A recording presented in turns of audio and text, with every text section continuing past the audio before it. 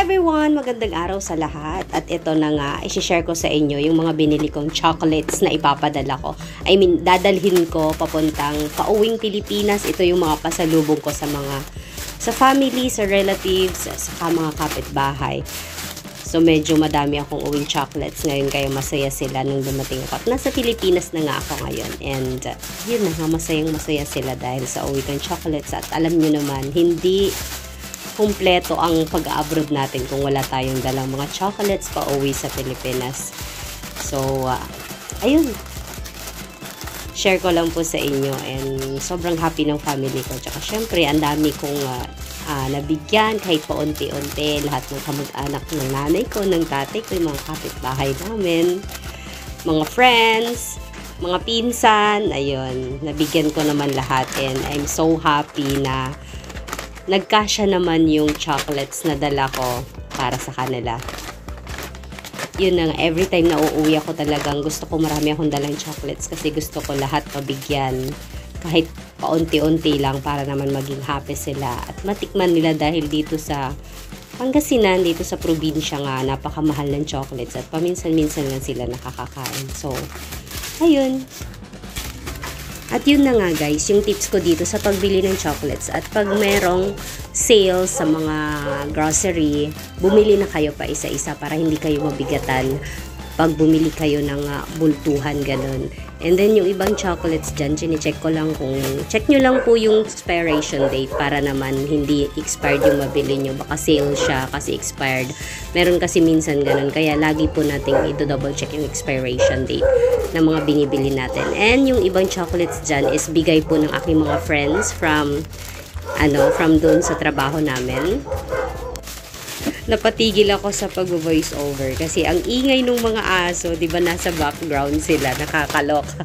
Kasi may bagong taong pumasok kaya tahol sila ng tahol. So na-distract ako sa pag-voice over. Yun na nga, sana po ay lahat ng nabigyan ko ng chocolates ay naging masaya sila. I'm hoping na na-appreciate nila yung best effort ko sa pagbili at lagi akong nagpa-part-time dyan para mabili ko lahat ng chocolates na yan. Eh, napakamahal din ng chocolates dito kasi kaya saya-saya nila and super happy din po ako. Ayan, thank you so much. Hope you enjoy watching this video of mine.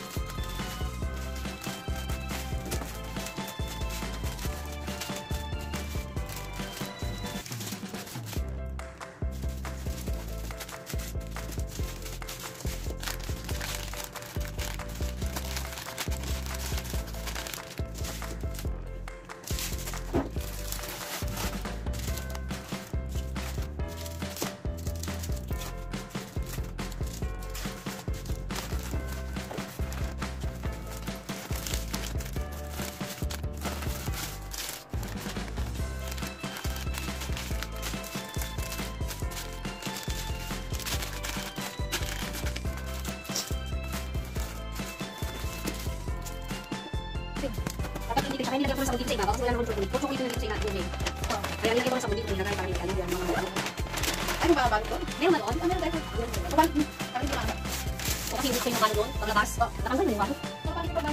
Sabi ko yun. Uy, tama na, 24 na. Ano mo? 24? O yun, kasi Ano nga, parang ano flight mo? pwede na ito 24. Ang flight ko is ano,